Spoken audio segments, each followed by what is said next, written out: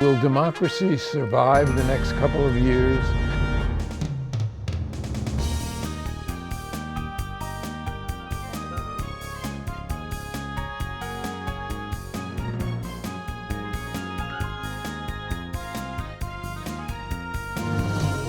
Access to Democracy is made possible by donations from the following organizations.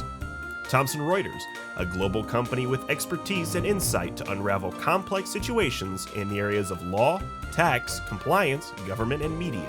Their worldwide network of journalists and editors keep customers up to speed on relevant global events. Thomson Reuters, The Answer Company. Crutchfield Dermatology, a full-service treatment center and Medi-Spa in Eagan. Their goal is to help you look good and feel great with beautiful skin. With service built around courtesy, dignity, and respect, Mayo-trained Dr. Charles Crutchfield personally treats each patient and is acknowledged as one of the nation's best physicians. Truestone Financial, with locations in Minnesota and Wisconsin, has proudly served its members since 1939. Truestone engages, educates, and supports its members to ensure they have the tools to empower their financial well-being. Truestone Financial, your neighborhood credit union. Learn more at truestone.org. Edina Eye Physicians and Surgeons, a division of Twin Cities Eye Consultants, has proudly served the Twin Cities for more than 55 years now, in 7 convenient locations. Using the most advanced technology combined with human touch, Edina Eye offers comprehensive services and dedicated specialists committed to excellence, with innovative procedures and expertise for the most advanced eye care.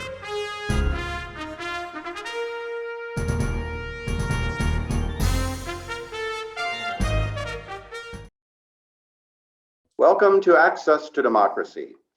I'm Bill Raker, your host for today's edition of the program. Our guest is Marty Fleischhacker with the Minnesota Department of Commerce. I'll have Marty tell us a little bit more about the department and his role, but first I want to mention that this is part 2 of top scams going on right now. We had so much information to share that we're doing this in 2 pieces. In part 1 of the program, Marty talked about financial exploitation, talked about some of the top scams that are working right now, described the attributes that may make a person a likely target of a fraudster, and then he talked about what to do if someone you know has been victimized. So if you haven't seen part 1, we recommend that you see part 1 and then follow it by part 2. In the second part of the program, Marty will shed light on the popular and very lucrative romance scam, and then tell us how the scammers move money via something called money mules. Marty, for those who might not have caught part 1, briefly, what's the function of the Department of Commerce and your role there? And then we'll get right into this romance scam. Sure. Thanks, Bill. So at the Department of Commerce, we regulate a broad swath of the financial industry, about 22 different industries. We license hundreds of thousands of people in businesses. And my role, I used to be Assistant Commissioner of Enforcement, but my role now is Senior Financial Fraud Ombudsman. And the law was passed a few years ago, Chapter 45A, and it allows broker-dealers, financial advisors, banks, and credit unions, anytime they have a customer who they suspect may be involved or an attempt to get them involved in some sort of activity that's financial exploitation, they can report that to the Department of Commerce, and we try to help convince the victim not to send any more money, that they're involved in a scam, and that's not always easy. And that's really what my role is. Those reports are received by me, and then I or other investigators will take a look at it, and that's where we go. I've been with Commerce for 22 years. We're so grateful that you and the department are there working on our behalf and looking out for the interests of consumers here in Minnesota. In part 1, you mentioned what's commonly called the romance scam, and noted that it was responsible for the highest losses reported to the FBI by those over the age of 60. This was last year. Can you tell us a little bit about why those scams are so effective and who the perpetrators are? give us a good understanding of what we need to know about how the complexity and sophistication of these scams work, so that we can help people avoid becoming deceived by it. Sure. Well, the romance scams I'm seeing are committed by what I call strangers, even though the people who are involved with the scammers, they sometimes these scammers groom the people for a long time, and the victims think they really know these people and know everything about them, but really they're strangers, they're imposters, it's a facade. And people communicate with these fraudsters through text or email, or they possibly even talk to them over the phone, but they've never met them in person typically. And they're very complex schemes, these romance scams, very complex. The good ones, the ones that are the big dollar losses, that's what I'm seeing. And they're committed by organized criminals. And the organized criminals operate like any other business, where there's a division of labor, employees have distinct jobs. Romance scams, which some people call catfishing, are cases where really I'm seeing victims lose the largest amounts of money, and it's consistent with what the FBI is seeing. That's what's being reported to me. And essentially, if you hear the term catfishing or romance scams, it's where someone sets up a fake profile on a dating website or even Facebook, where they say they're single and they're looking for love. And the most effective romance scams, again, are complex. They have a lot of moving parts of the story, and they involve several people who are working behind the scenes, and several people are needed because they have different roles that all come together to make the scam believable and work. Well, before we move to the next dive a little bit deeper in how these complexities go about, do you have a recent example of one of these romance scam situations that you might be able to share with us, and how it played out? I have so many examples. I'm dealing with literally 12 to 18 that are active right now. And these are people who, again, have met victims who have met somebody online. Most of the people who I'm dealing with, I'm able to convince them that the person is a scammer, but it takes a while. And some of them, I can't convince them. Nobody can. I've been in situations before where I've seen the FBI not able, where I've seen the Postal Service not be able to convince somebody.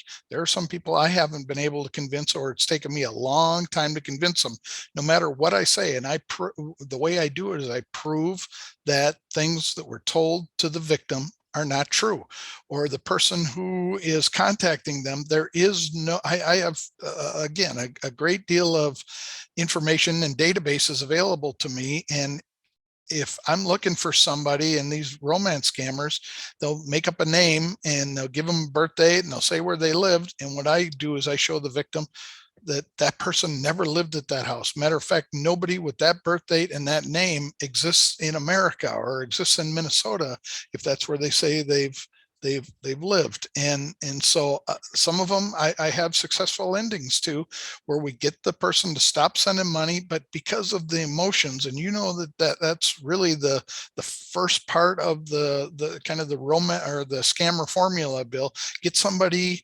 that's really emotional about a situation and get them to focus on their emotions instead of reasoning their way through things. And I deal with people who are very smart, advanced degrees, who fall for these things. And that's what you get, the person emotionally involved. And it's very hard to, people kill for love. It's very hard to get some of these victims to listen to you. That you'll show them a whole bunch of things that are all negative or all red flags, and they'll grab onto one little piece and say, nope, see, you weren't able to disprove this, so I still think it's real. Yeah, people want to believe. They want to be able to have faith in something, and once the fraudster has bored into their psyche, into their mind and their emotions, it's like a tick has bitten them and is sucking the blood out of them. And when the money is sent, when that urgent request comes for help, financial help, they, once the victims send the money, it's gone. It's sent around the world. It's everybody takes their cut and it's sent, and there is no pot of money to get it back from. When it's gone, it's gone. And like I say, it's extremely rare to get money back. Well, talking about money, you did mention that there, in these complex romance scams, there are usually lots of different people involved. They have division of labor, specific jobs and roles that they have to do in playing out this scam. So can you explain what you meant by multiple people being involved and why this is necessary to orchestrate these sophisticated scams? Yeah, there are people who continually create postings on dating and other social sites where victims are lured into starting a conversation. And some of the websites will shut down. They'll realize that it's a new email address or some other way. They'll red flag it, a dating site will, and they'll take the posting down. So that's the first hurdle that the scammers have, is they have to continuously, make new or create new dating sites. All right. And wherever it is, or they have to have communications with people on Words with Friends or wherever they're finding their victims and trying to start a conversation. All right.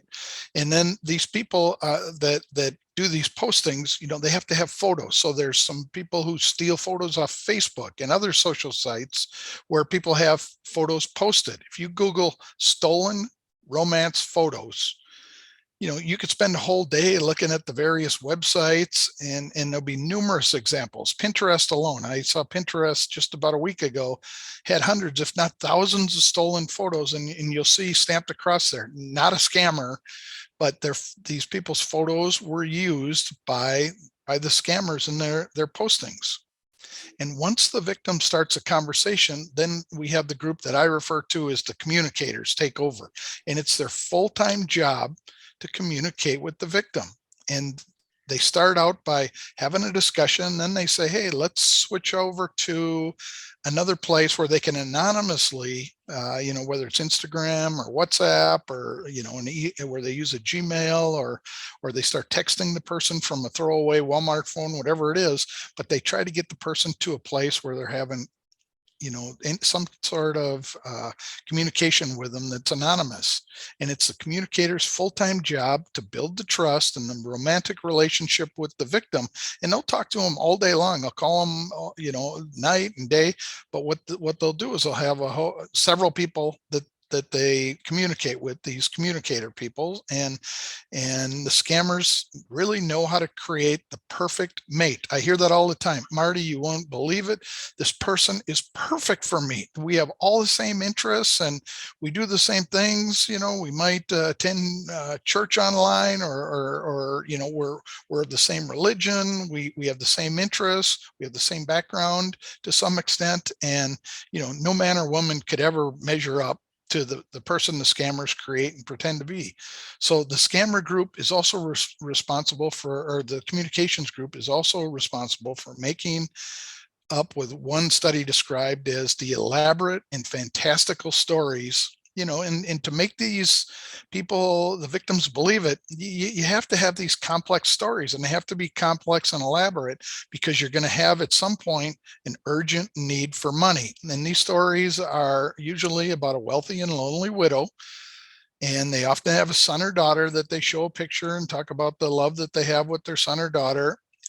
But these people are stuck on a faraway oil rig, or they're in the military, or they're working as a doctor in a faraway country, and they're looking for love. And then, so the next group that we have are the documenters. These people create, all the, and I have people send me all these different types of documents: driver's license, marriage certificates, mining contracts, military, travel documents, whatever is needed to verify the different parts of the story and make it believable.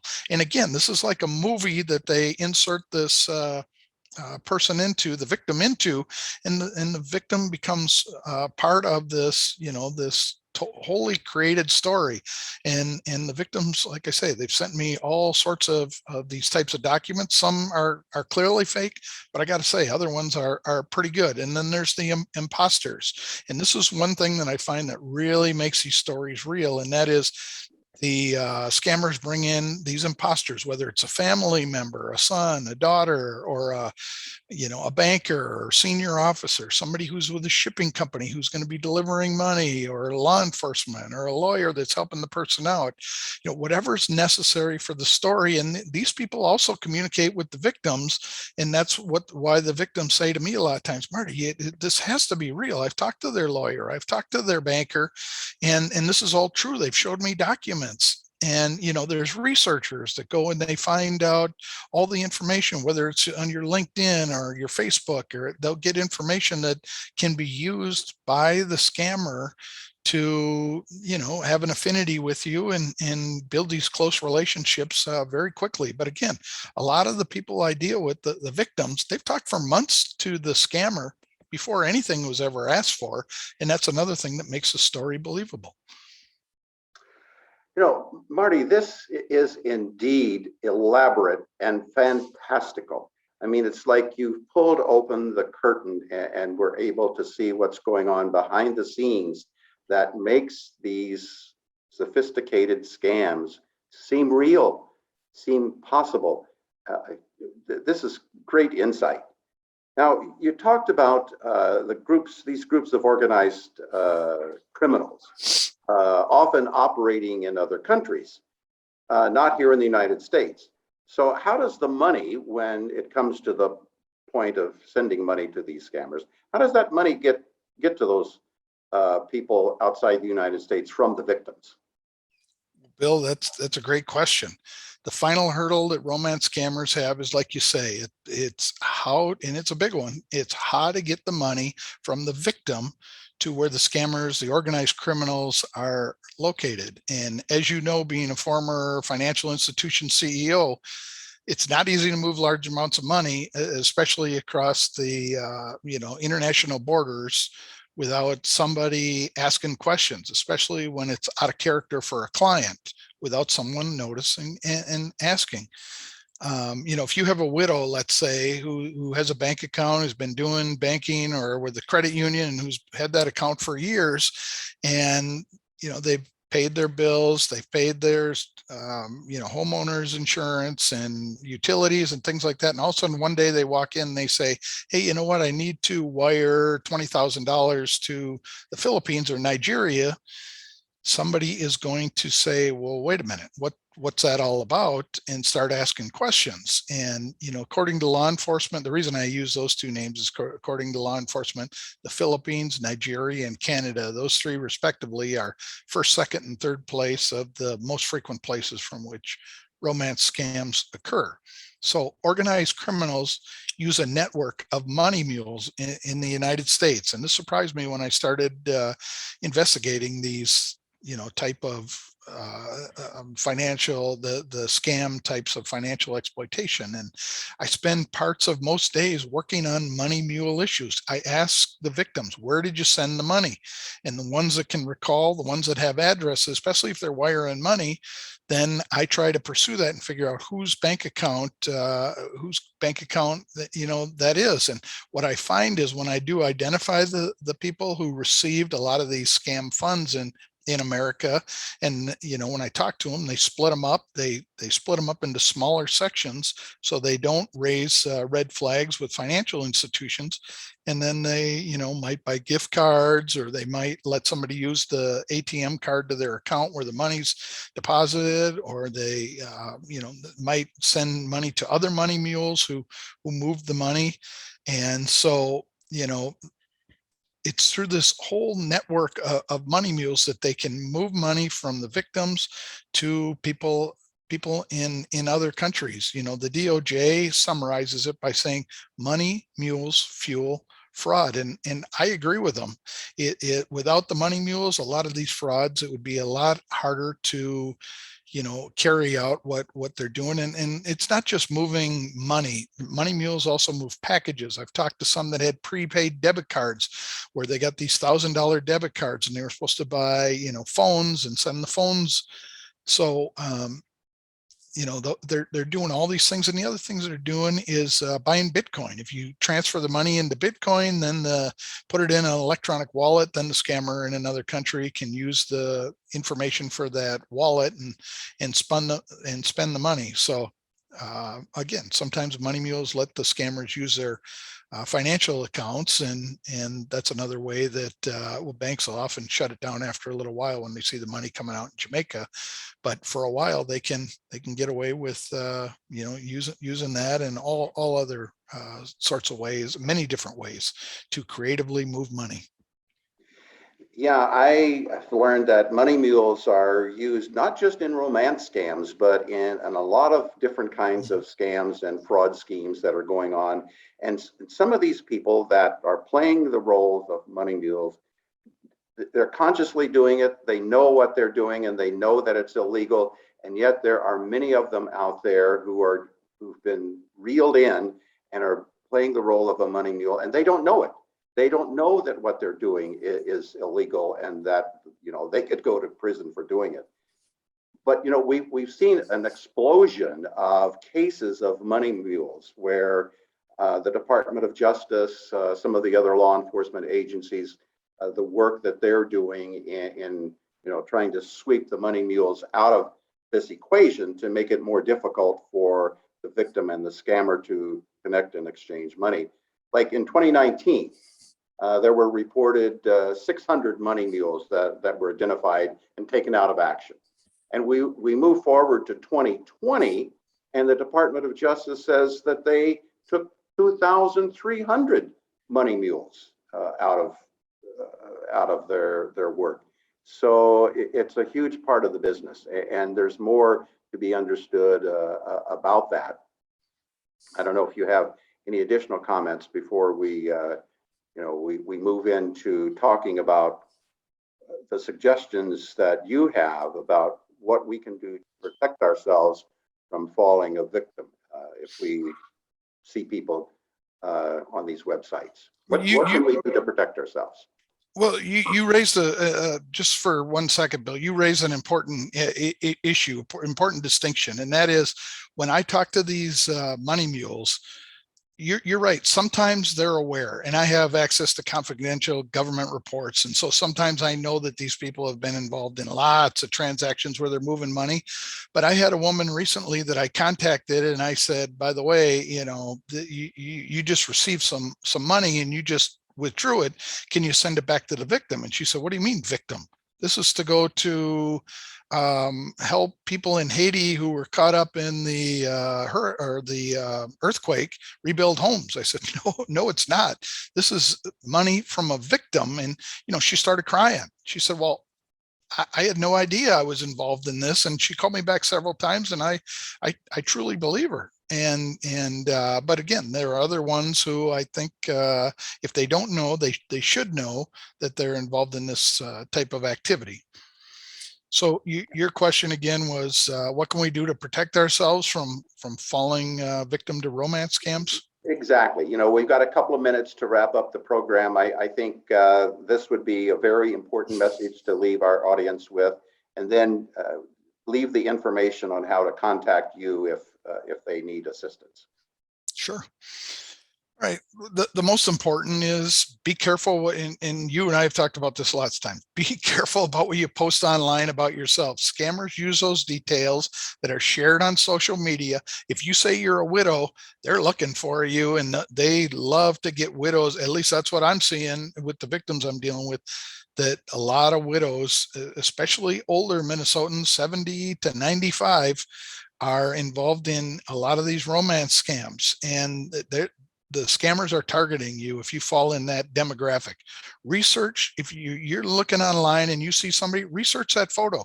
You can go to Google, you can do an image search and see if you can find that photo. There are other websites that you can pay for, and they're catfishing websites, and they'll do some research for you to determine if the person's legit or not. If the person says they're on an oil well or something like that, or in the military, exercise some caution, because those are the types of stories that we see quite frequently. Go slowly, ask a lot of questions. Be aware if the individual seems a little too perfect or quickly asks you to leave a dating website or social media site to communicate directly. If they give you an address that they have, do your own research to find out if there anybody by that name. There are lots of websites where you can just do a quick check to see if anybody by that name ever lived in Owatonna or, Minnetonka or wherever they say that they're from. Exercise caution. That's the best advice I guess I could give. Beware if an individual attempts to isolate you from friends or family and requests inappropriate, and I've seen this quite a few times, they request inappropriate photos or financial information, inappropriate photos or financial information that could later be used to extort you. And if you recognize the person's a scammer, they might say, look, we're going to post your photos. I've never seen it happen. I always tell people, don't pay the extortioner, because they'll never stop. They'll just keep asking for increasing amounts. I've never seen anybody have their photos posted, but I hear those reports from people. Just two more quick things. Never send money, gift cards, whatever, to anyone who you've only communicated with online or by phone and never actually met in person. Check it out. Their story is probably bogus, and especially they'll tell you they're going to pay you back. They don't. And beware if the person promises to meet you and then for whatever reason they can't show up and they need you to help them financially so they can get there. So that's it. That's all I have, Bill. Those are great hints to leave us with, Marty. And one final comment: who do people contact if they are a victim or they need help? They can Google Minnesota Financial Exploitation Reporting Form, and the Department of Commerce's form will pop up first on Google, or they can call our department at 651-539-1600 and ask to speak to Marty, and they'll transfer the phone call over, or you can leave me a message and I'll call you back. Great. Let's repeat that phone number: 651-539-1600. Hopefully our audience never has an occasion to use it or to need it, but they do if so. We've been talking with Marty Fleischhacker with the Department of Commerce here in Minnesota. Thank you, Marty, for sharing your experiences and your insights. It's been very, very helpful. Thank you, Bill.